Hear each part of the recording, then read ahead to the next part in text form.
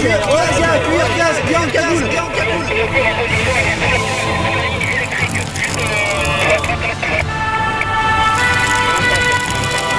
C'est marrant de bosser, tout va bien? Vous êtes inaudible.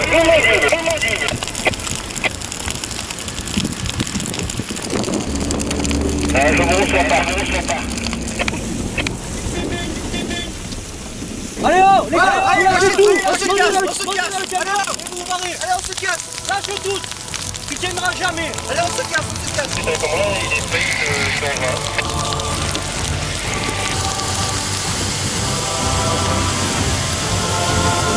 C'est impossible de traverser, je peux pas engager la colonne là-dedans, c'est pas possible. Trop dangereux.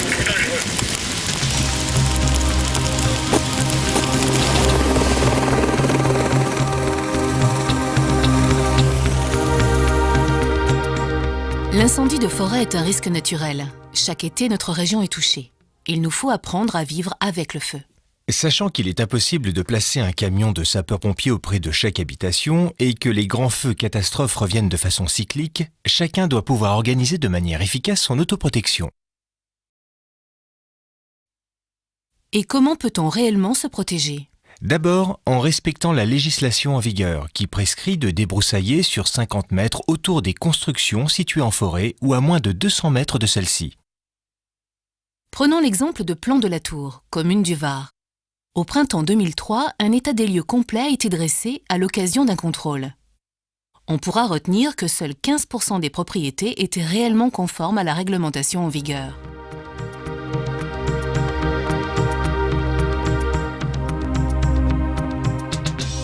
En juillet 2003, un terrible incendie a balayé la moitié de la commune. Cela a permis de tirer des enseignements significatifs. Le fait est que le débroussaillement correctement pratiqué sur 50 mètres autour des habitations s'est montré d'une efficacité incontestable. C'est la base d'une bonne protection. En effet, 60% des maisons qui ne possédaient que 20 mètres de débroussaillement ont été endommagées, voire totalement détruites par l'incendie. Alors que 90% des maisons débroussaillées sur 50 mètres n'ont pas été touchées. Restent ces 10% de maisons qui, malgré un débroussaillement sur un rayon de 50 mètres, ont quand même été touchées.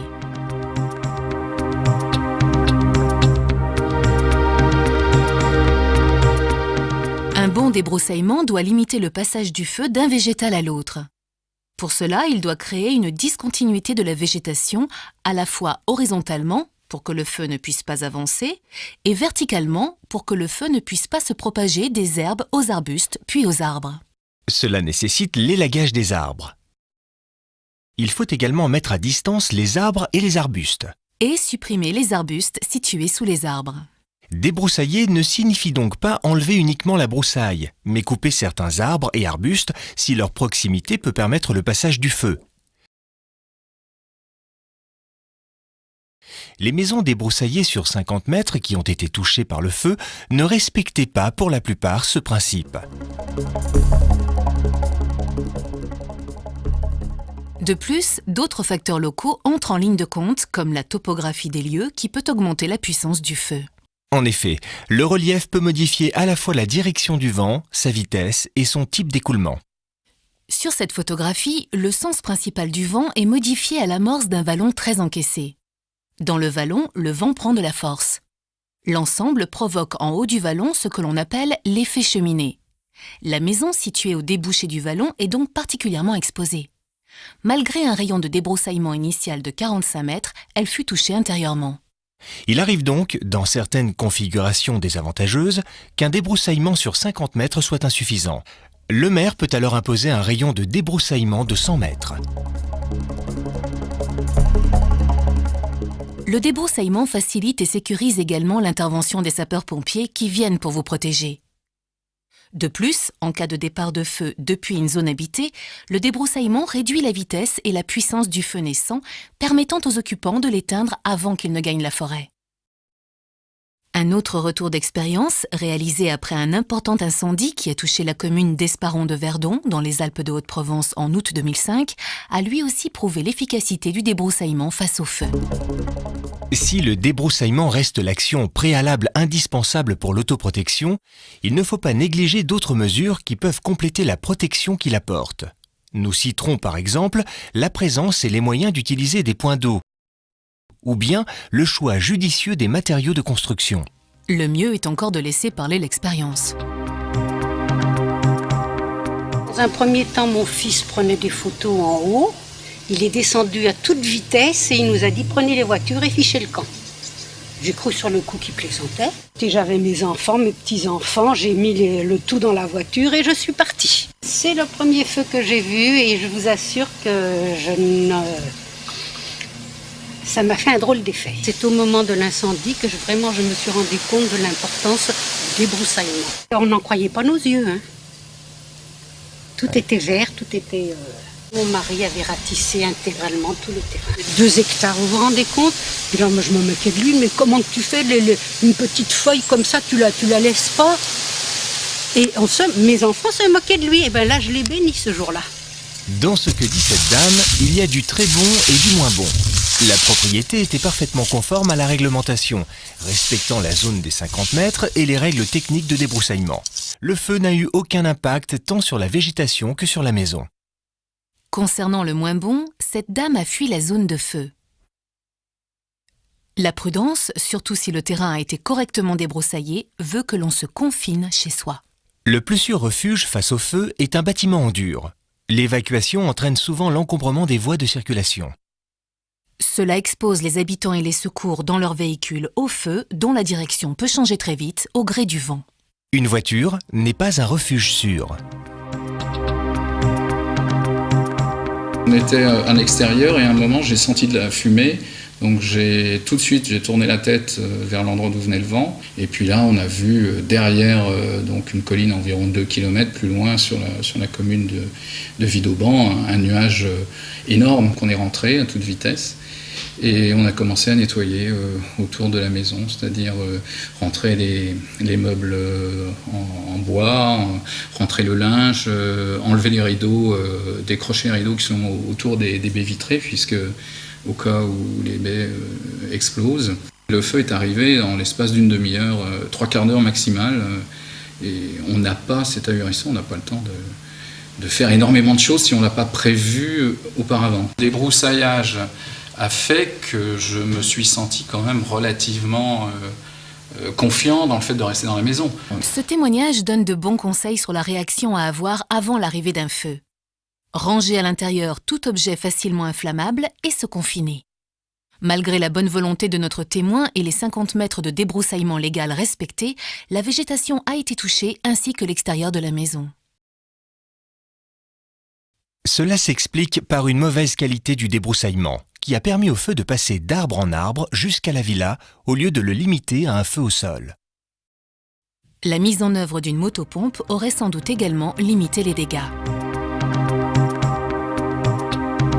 Vous m'avez fait tellement peur que le soir même j'ai commencé à tronçonner. J'ai tronçonné tout le lendemain avec des amis et mes enfants. On en a coupé 30 ou 40 mètres. C'était là en 90 et tout a brûlé de la même façon. Et on n'a pas su tirer les enseignements. C'est qu'on aurait dû débroussailler et tenir propre. On s'était juré de tenir propre le terrain et la forêt. On l'a tenu propre 2 ans et puis on s'est laissé à nouveau envahir par la végétation. Bon, à part le débroussaillement pour sauver une maison. Ah, la bêtise aussi, le point d'eau, la motopompe. La motopompe, elle est dans le garage. Mais bon, après 90, on aurait dû mettre tout ça en œuvre. Réparer la motopompe, préparer les tuyaux, les lances et garder le terrain propre, la forêt propre. On y a pensé 2 ans. Pendant 2 ans, après le feu, on y a pensé. Puis après, on a oublié, on s'est dit on est tranquille pour 10 ans. Une seule leçon, être toujours prêt car le feu ne prévient pas. Le débroussaillement, c'est la base. Il faut commencer par là. D'autant plus que débroussailler, contrairement aux idées reçues, c'est aussi la survie de nos arbres.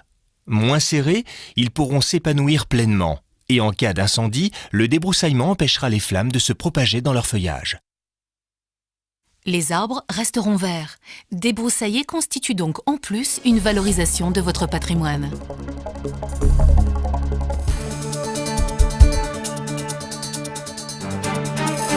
Le Code forestier édicte l'obligation de débroussailler.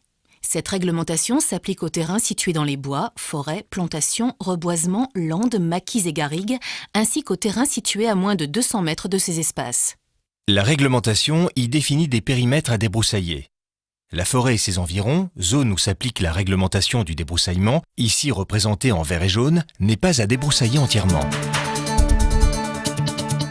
Seuls les terrains situés en zone urbaine ou dans les lotissements, les zones d'aménagement concerté, les associations foncières urbaines et les campings doivent être débroussaillés en totalité, qu'ils soient bâtis ou non. D'autre part, en dehors des zones urbaines, les abords des constructions, chantiers et installations de toute nature doivent être débroussaillés sur un rayon de 50 mètres, voire 100 mètres sur certaines communes. Les voies privées y donnant accès doivent quant à elles être débroussaillées sur 10 mètres de part et d'autre. Dans certains cas, la zone des 50 mètres empiète sur une parcelle n'appartenant pas au propriétaire de la maison. En effet, si les 50 mètres de la maison jaune ne recoupent pas ceux de la maison rouge, il appartient au propriétaire de la construction rouge de réaliser le débroussaillement, même pour la partie située sur la parcelle du voisin. Pour cela, il doit informer son voisin des obligations qui lui sont faites. Les travaux pourront être réalisés par le propriétaire de la maison rouge ou par le propriétaire de la maison jaune. Dans tous les cas, ils seront aux frais du propriétaire de la maison rouge. Si le propriétaire de la maison jaune ne souhaite pas exécuter les travaux lui-même, le propriétaire de la maison rouge doit lui demander l'autorisation de pénétrer sur le terrain concerné pour y exécuter le débroussaillement. Il est conseillé d'adresser cette demande par courrier avec accusé de réception. En cas de refus de votre voisin, de retour du courrier ou d'absence de réponse, vous avez deux possibilités. Soit vous saisissez le président du tribunal de grande instance statuant en référé afin d'obtenir l'autorisation de pénétrer sur le fonds voisin et de débroussailler. Cette procédure, qui ne nécessite pas l'intervention d'un avocat, est entièrement gratuite. Soit vous informez le maire afin qu'il pourvoie d'office aux travaux, qui resteront toutefois à vos frais. En cas de débroussaillement sur terrain d'autrui, le bois coupé appartient au propriétaire du terrain et non à celui qui a financé les travaux. Deux propriétaires peuvent avoir une zone commune à traiter. Les travaux dans cette zone commune sont alors à réaliser à hauteur de 50% pour chacun d'entre eux. En cas de refus de votre voisin de réaliser le débroussaillement avec vous, obtenez ce refus par écrit et transmettez-le au maire qui mettra en demeure votre voisin de débroussailler et pourra, le cas échéant, faire exécuter les travaux d'office à ses frais. Faites la preuve de votre bonne foi en réalisant la part qui vous incombe. Les parcelles construites situées dans une zone urbaine jouxtant une zone non urbaine combinent les obligations liées à ces deux types de zones. Il faut alors débroussailler la totalité de la parcelle en zone urbaine, ainsi qu'un rayon de 50 mètres autour de la construction dans la partie non urbaine. Certaines communes possèdent un plan de prévention des risques d'incendie de forêt. Celui-ci peut délimiter d'autres zones à débroussailler en plus. Si le plan d'occupation des sols ou le plan local d'urbanisme de votre commune indique que votre propriété est située en espace boisé classé, vous devez effectuer une déclaration préalable de travaux avant de couper les arbres. Pour cela, vous devez remplir un imprimé CERFA et le déposer à la mairie contre décharge ou l'envoyer au maire par pli recommandé avec demande d'avis de réception postale. S'il n'y a pas opposition à la déclaration préalable, les travaux pourront commencer 2 mois après le dépôt de celle-ci. Concernant les locataires, ils doivent réaliser les travaux lorsqu'il s'agit du maintien en état débroussaillé ou lorsque l'obligation légale de débroussaillement fait l'objet d'une disposition particulière de leur bail.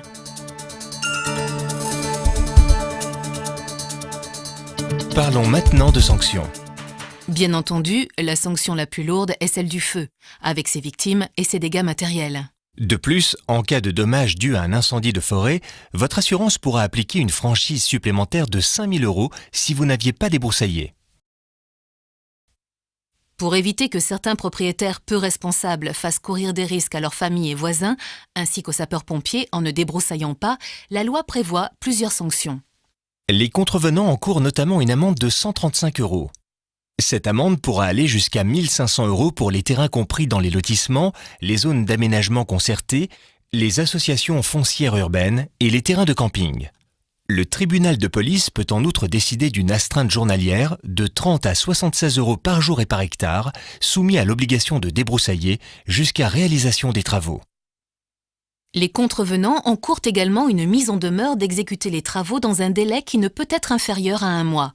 Passé ce délai, si les intéressés n'ont pas exécuté les travaux, la commune les fait réaliser d'office, puis les refacture.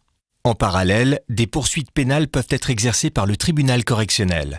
Elles aboutissent à une amende pouvant atteindre 30 € par mètre carré non débroussaillé. Par exemple, pour une parcelle de 1500 m² située en zone urbaine, l'amende peut atteindre 45 000 €. De plus, ces infractions seront inscrites au casier judiciaire du propriétaire concerné.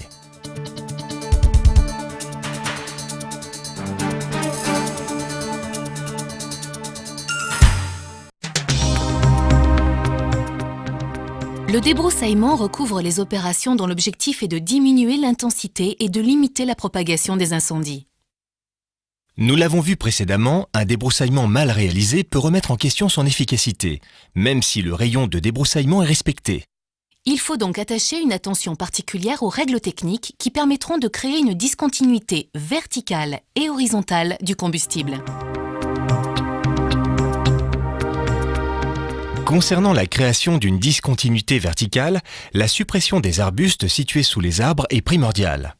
En complément, l'élagage des arbres doit être effectué sur les 2/3 de leur hauteur, avec un minimum de 2,50 m pour les sujets de plus de 4 mètres de haut.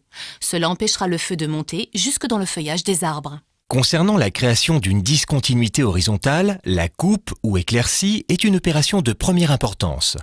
Elle empêche le feu de passer d'un végétal à l'autre et permet en outre au feuillage de se développer. Les arbres améliorent ainsi leur état sanitaire. Pour cela, il faut couper les arbres et arbustes en densité excessive de façon à ce que le feuillage de chaque arbre ou arbuste conservé soit distant de son voisin immédiat d'au moins 3 mètres.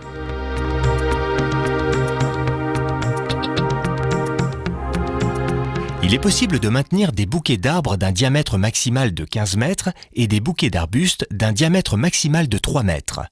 L'opération de débroussaillement ne vise pas à faire disparaître l'état boisé, mais doit au contraire permettre un développement harmonieux des boisements concernés.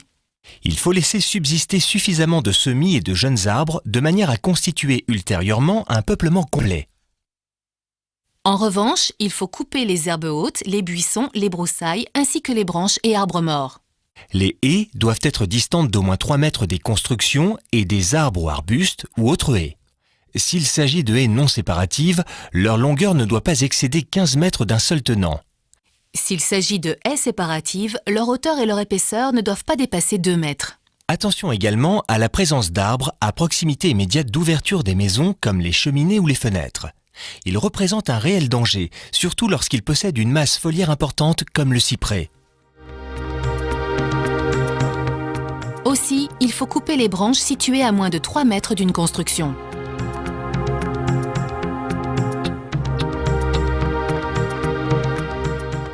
Le ratissage dans les 20 premiers mètres autour de l'habitation, lui aussi obligatoire, peut s'avérer particulièrement efficace et complète le travail préalable d'éclaircie et d'élagage, ainsi que la coupe des herbes sèches.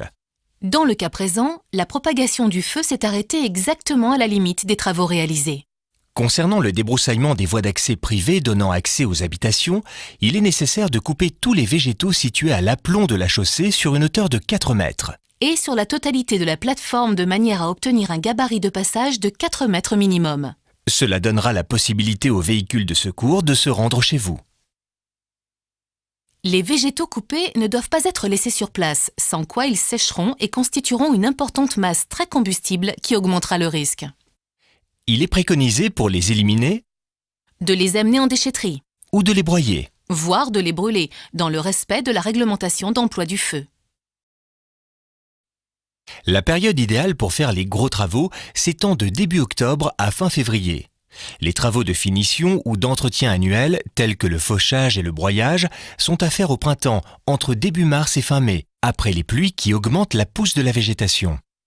Tous les travaux devront absolument être réalisés avant le début de la saison à risque, soit pour la fin mai, afin de vous apporter la protection nécessaire en cas d'incendie. De plus, la réalisation de travaux de débroussaillement en été présente un fort risque de mise à feu et est donc à proscrire formellement. Si vous souhaitez faire brûler les végétaux que vous coupez, organisez vos travaux en fonction du calendrier d'emploi du feu et respectez les règles de brûlage. Ces derniers sont définis par l'arrêté préfectoral d'emploi du feu que vous pouvez consulter en mairie ou sur Internet.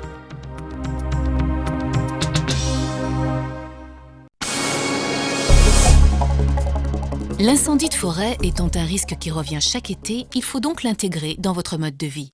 Vivre avec le feu, c'est à l'amorce de la saison à risque posséder un débroussaillement parfaitement entretenu. Il ne faut pas avoir de végétaux coupés sur le terrain, ni de tas de bois non protégés contre la maison. Les amas d'aiguilles de pin sur la toiture ou dans les gouttières sont également proscrits. Si vous possédez une piscine, il faut pouvoir y puiser de l'eau. Les piscines représentent souvent l'équivalent de plusieurs camions de sapeurs-pompiers. Pour cela, il faut s'équiper d'une motopompe thermique. Si vous avez une caravane sur votre terrain, sachez que la chaleur seule peut l'embraser, même si le feu ne vient pas jusqu'à elle. À l'approche d'un incendie, n'oubliez pas que si votre propriété est débroussaillée réglementairement, vous pouvez vous confiner à l'intérieur de votre habitation si elle est faite en dur. Cependant, si votre propriété n'est pas conforme aux règles exposées dans les chapitres précédents, vous devrez évacuer votre habitation bien à l'avance sans gêner les opérations de lutte et en emportant le strict minimum. Dans tous les cas, suivez les instructions données par les personnes habilitées, à savoir la gendarmerie, la police ou les pompiers. Si vous restez dans votre maison, certains gestes seront à observer avant que le feu arrive chez vous. Il faudra rentrer tous les objets susceptibles de s'enflammer, ouvrir le portail pour faciliter l'accès au secours, fermer les bouteilles de gaz et les mettre dans l'eau de votre piscine ou à l'abri, garer les voitures et les caravanes, vitres fermées, à l'abri de la maison, côté opposé à la direction d'arrivée du feu, mettre les tuyaux et la motopompe à l'abri, pour pouvoir les utiliser après le passage du feu. rentrer dans un bâtiment en dur et ne jamais s'approcher du feu. Essayer de le combattre est extrêmement dangereux. Sachez, à titre indicatif, qu'à moins de 40 mètres, des flammes faisant 8 mètres de hauteur, ce qui est courant pour un feu de forêt, vous risquez de graves brûlures, voire de perdre la vie. Vous devrez aussi fermer portes, volets et fenêtres et les calfeutrer. Arrêtez les systèmes de ventilation électrique et bouchez les appels d'air tels que ventilation et trappes de cheminée. Prévoir des lampes de poche ou des bougies. Constituez une réserve d'eau dans la maison. Ne jamais décider de partir au dernier moment. Vous pourriez vous retrouver au cœur de l'incendie sans aucune protection. Je me suis déplacé vers les fenêtres. Là, j'ai été regarder ce qui se passait dehors. Donc j'ai vu un front, disons, de fumée à l'horizontale opaque qui passait avec une très forte chaleur à travers les vitres que j'ai ressentie. Et en l'espace de, on va dire, j'estime ça 7-8 minutes maximum, mais relativement vite, j'ai vu que ça s'éclaircissait. Et à partir du moment où ça s'éclaircissait, que j'ai vu que des petites flammes commençaient autour de la maison à entamer la petite végétation, les petits arbustes qui étaient autour, je suis ressorti. Je n'ai pas pu respirer, donc je suis rentré chercher une serviette que j'ai mouillée et ressorti à nouveau. Et là, j'ai arrosé avec un simple tuyau d'arrosage. Pendant le passage du feu sur votre propriété, il vous faudra rester calme et surveiller les vitres non protégées par des volets qui peuvent se briser sous l'effet de la chaleur. Dans ce cas, il vous faudra éteindre rapidement les particules enflammées entrant dans la maison avec votre réserve d'eau. Après le passage du feu, vous pourrez vous préparer à aller dehors en vous équipant de vêtements en coton, de gants et de chaussures en cuir.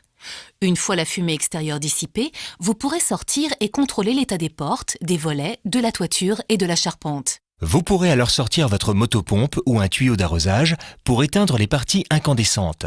La survenue d'un feu génère peur et angoisse quand il ne provoque pas des crises de panique. Garder votre calme et agir en toute sécurité sera plus facile si vous avez bien anticipé la situation. N'hésitez pas à simuler avec votre famille l'arrivée d'un feu en répétant les gestes à effectuer. Bien préparé et avec une bonne autoprotection, vous pourrez aborder la saison à risque sereinement. Plus que jamais, il convient de respecter la réglementation et les mesures de prudence. En effet, dans notre région, la forêt s'étend d'année en année et l'urbanisation progresse dans les espaces naturels.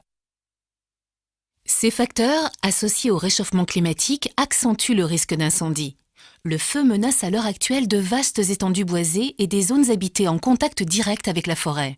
Grâce à la vigilance et aux efforts de tous, et en particulier de vous, les résidents à proximité de forêt, les effets dévastateurs du feu ne seront plus une fatalité. En vous autoprotégeant, vous participerez à l'effort de protection de la forêt et renforcerez les dispositifs de défense contre l'incendie conduits par les pouvoirs publics.